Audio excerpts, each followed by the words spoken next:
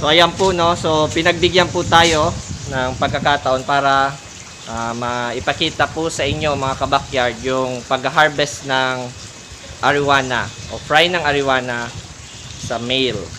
Kasi po ito si Mr. Al Gonzalez, the one and only, ay kilala po siya sa pagbibreed po talaga. Mga local breeder ng monster fish dito po sa Tabaco. So ito po ngayon, kung hindi po ako nagkakamali, ito po ay first in Bicol na makapag harvest ng fry ng ariwana. Dito lang po yan sa kanilang farm.